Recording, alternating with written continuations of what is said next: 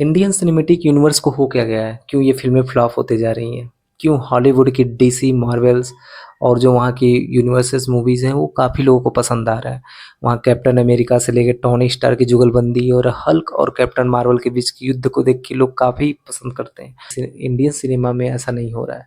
हम बात करें कैप्टन अमेरिका, टोनी स्टार की जुगलबंदी देखने के लिए ही लोग उसके सिविल वॉर से लगाए एंड गेम तक लोगों ने इतना प्यार दिया कि फ़िल्मों ने अपना 10 से 15 फ्रेंचाइज़ी बना दिया। लेकिन हमारे भारत की यूनिवर्स मूवीज़ हैं वो पिटते जा रही हैं, ऐसा क्यों हो रहा है?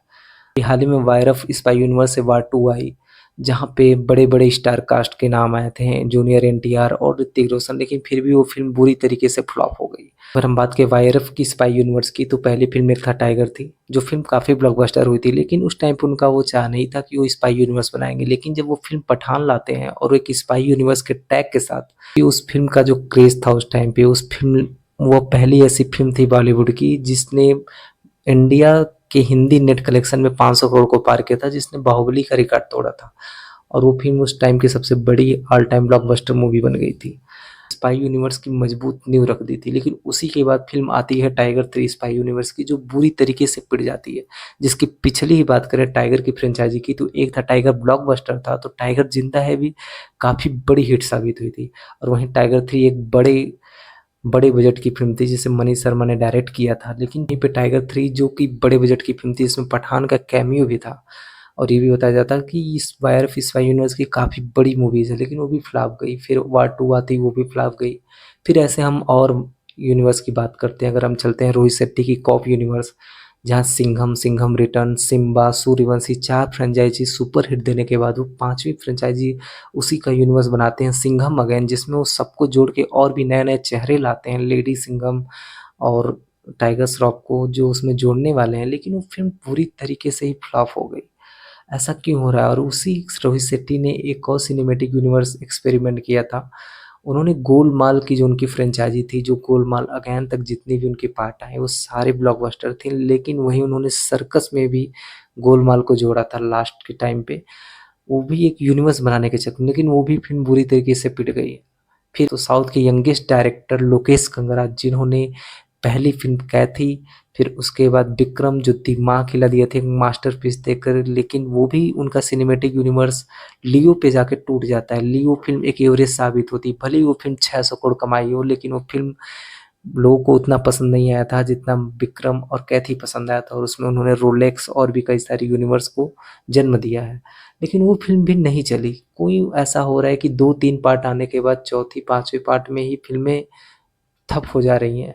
लेकिन हमें उम्मीद है सिर्फ़ हमारे कॉमेडी यूनिवर्स से, हॉरर कॉमेडी यूनिवर्स, जो कि मैड डॉग ने सारे सुपर हिट दिए हैं। अगर हम बात करें स्त्री पार्ट 1, जो एक सुपर हिट थी, फिर हम बात करते हैं स्त्री 2, जो कि ऑल टाइम ब्लॉकबस्टर थी। वहीं पे भेड़िया, वो भी उसी का यूनिवर्स पार्ट था, भले ही वो सिनेमा घरों में नहीं आई थी, वो जियो सिनेमा पे रिलीज़ हुई थी, लेकिन वो फ़िल्म हिट साबित हुई थी।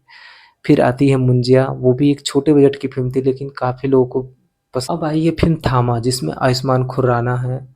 अब देखना होगा ये फ़िल्म क्या कर पाती है, कि ये भी हमारे जो इंडियन सिनेमैटिक यूनिवर्स का हिस्ट्री है, उसको बचा के रखती है, या फ़िल्म वो भी उसी पटरी पे आ जाएगी, जो आज के टाइम पे इंडियन सिनेमैटिक यूनिवर्स के साथ हो रहा है। क्योंकि इस फ़िल्म के जो विजुअल थे, वो लोगों को काफ़ी पसंद नहीं आ रहे हैं। फ़िल्म में वैसे एक नए तरीके से वैम्पायर की कहानी दिखाई गई है, देखना होगा, और ये फ़िल्म दिवाली के दिनों पे आ रही है।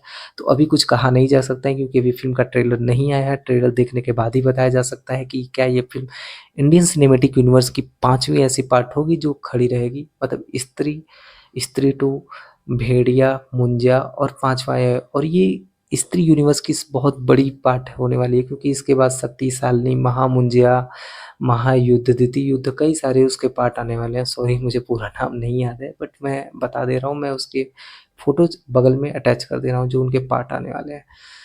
तो हम बात करने वाले हैं कि ऐसा क्यों हो रहा है? क्यों इंडियन सिनेमैटिक यूनिवर्स ऐसे फ्लॉप होते जा रही हैं? अभी ब्रह्मास्त्र के डायरेक्टर अयान मुखर्जी ने ही ये फ़िल्म वार 2 रिलीज़ की थी, लेकिन वो भी एक बुरी तरीके से पिट गई है।